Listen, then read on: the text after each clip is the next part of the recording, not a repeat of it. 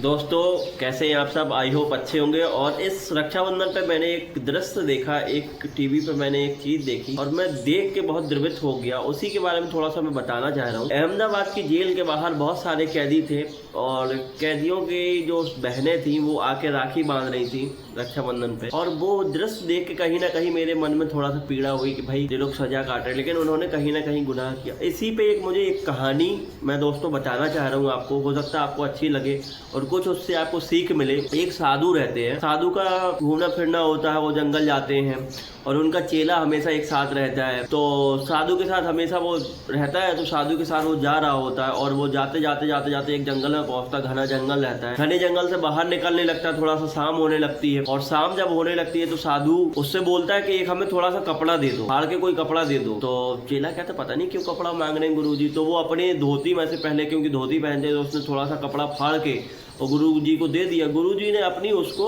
क्योंकि पोटली लटकाए रहते थे, गुरुजी पोटली में उस कपड़े को रख लिया और आगे बढ़ने लगे। आगे थोड़ा पहाड़ की चोटी टाइप की थी, पहाड़ टाइप का था उस जंगल से निकलने के बाद। और थोड़े दूर ही गुरुजी चलते हैं चेला के साथ, तो देखते हैं सामने से एक पत्थर आ रहा है और पत्थर आते आते गुरुजी के पैर में टकरा जाता है और पैर में बहुत चोट लग जाती। गुरुजी को खून निकलने लगता है और तब उसको लगता है चेला को कि यार ये तो गुरुजी हमारे त्रिकालदर्शी से। गुरुजी को पहले से पता था कि ये पत्थर आएगा और पैर में चोट लगेगी, इसीलिए तो गुरुजी ने पहले से कपड़ा बांधा। और गुरुजी को, वो चेले को लगता है कि हमारे गुरुजी बहुत होशियार है, गुरुजी ने सारी चीजें पहले से पता कर ली थी। लेकिन उसके दिमाग में एक चीज और आती है कि गुरुजी लेकिन बचे क्यों नहीं इस पत्थर से। बच भी तो सकते थे जब गुरुजी को पता। लेकिन वो जो चेला था, जो उनका बच्चा था, वो उसी अधेर बुन में मतलब परेशानी में रहा कि क्यों ऐसा किया। फिर लेकिन जब वो देख रहा है कि गुरुजी को चोट लग गई है तो वो दौड़ा उधर ही आसपास गाँव था, दौड़ा गया, दवा लेने के लिए भागा।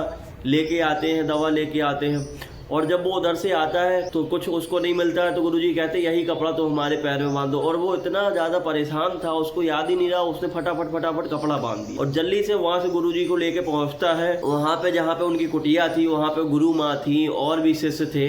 तो गुरु माँ जब देखती हैं कि अरे गुरुजी के पैर में तो चोट लगी हुई है, तो गुरु माँ बड़ा दुखी हो जाती हैं और फिर चिल्लाती हैं कि ये पट्टी किसने बांधी। तो चेला बोलता है कि गुरु माँ हमने बांधी है। तो गुरु माँ चिल्लाती हैं कि अरे बेवकूफ, जिस पैर में चोट लगी उसके दूसरे पैर में तुमने पट्टी बांध दी। और चेला क्योंकि इतना ज्यादा परेशान था, इतना ज्यादा दुखी था, उसको पता ही नहीं चला कि वो जिस पैर में चोट लगी है उससे दूसरे वाले पैर में उसने पट्टी बांध दी और खून बह रहा है गुरुजी का और गुरु माँ देख रही हैं। तो फिर जब चेला के मन में आता है कि गुरुजी से एक क्वेश्चन पूछते हैं, गुरुजी जब आपको सब पता था कि पत्थर आने वाला है और आपने पहले ही कपड़ा मांग लिया था, तो गुरुजी आप बचे क्यों नहीं, आप हमें बस इस चीज का आंसर दे दो। तो गुरुजी हंसने लगे। गुरुजी कहते बेटा ये पत्थर हमारे लिए नहीं आ रहा, ये पत्थर जो हमने तुमसे कपड़ा मांगा था, ये पत्थर आ तुम्हारे लिए रहा और हमको सब पता चल गया था पहले से। और ये पत्थर अगर तुम्हारे पास आता तो ये तुम्हारे पूरे जीवन को, क्योंकि इस पत्थर में ये लिखा हुआ था कि ये आता और इससे तुम्हारे दोनों पैर कट जाते, दोनों पैर तुम्हारे टूट जाते और तुम जीवन भर अपंग रहते। इसलिए जो तुम्हारी तकलीफ थी वो हमने अपने ऊपर ले ली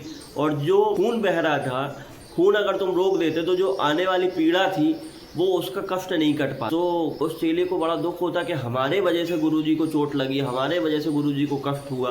तो वो बहुत रोता, बहुत दुखी होता और बहुत चीज़ें उसको समझ में नहीं आती कि ये कैसा, हमने कौन सा ऐसा, क्योंकि वो कहते कि हमने तुम्हारे पिछले जन्म के पाप देख लिए थे कि तुमने कोई बड़ा पाप किया था, उसके वजह से जो तुम्हें लगने वाला था और ये पत्थर लगता तो तुम्हारा पूरा जीवन नष्ट हो जाता, इसलिए हमने तुम्हारा ये ले लिया। दोस्तों लाइफ में ऐसा ही होता है, कभी कभी हम लोग बहुत गुस्से में होते हैं और कोई ऐसा काम कर देते हैं, कोई ऐसी चीजें कर देते हैं जिससे जेल हो जाती है या कोई गलत काम कर देते हैं। हम लोग को लगता है कि इसका नुकसान सिर्फ हमें ही होगा, नहीं, आपके परिवार को, आपके माता पिता को, आपकी बहन, आपके भाई, आपके आसपास के लोग जो है आपसे जुड़े हुए, वो सारे लोगों को उस चीज का नुकसान होता है। दोस्तों भी आप गुस्से में गलत कदम जब उठा रहे हैं तो एक बार अपने परिवार के बारे में सोचे, अपने लोगों के बारे में सोचे कि आपके आसपास आपके लोग जुड़े हुए हैं। जिस तरीके से चेला ने फिर उस समय कसम ली कि गुरुजी अब मैं कोई भी इस जीवन भर पूरी गलती नहीं करूं। तो जब आपके आसपास परिवार है तो आप सोचिए कि आपके साथ बच्चे जुड़े हुए, आपके साथ आपकी मदर जुड़ी हुई है, आपके भाई बहन जुड़े हुए, तो हमेशा इस चीज का ध्यान रखो।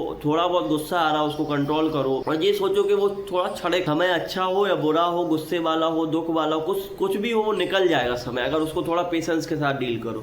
लेकिन उसी समय में अगर आपने थोड़ा सा गलत कदम उठा दिया, कोई आपसे अपराध बन गया, तो आपको जीवन भर के लिए सजा हो सकती है, आप जेल जा सकते हैं, आप मुसीबत में फंस सकते हैं और आपका पूरा परिवार उस चीज को कहीं ना कहीं परेशान होगा, उस चीज से दुखी होगा। दोस्तों हंसते रहो, मुस्कुराते रहो, मस्त रहो, स्वस्थ रहो, जहाँ भी रहो, और हर चीज का ध्यान रखो। कभी भी गुस्सा मत हो, चीजों को बहुत ध्यान से करो, तो आपको बहुत अच्छा लगेगा। दोस्तों धन्यवाद।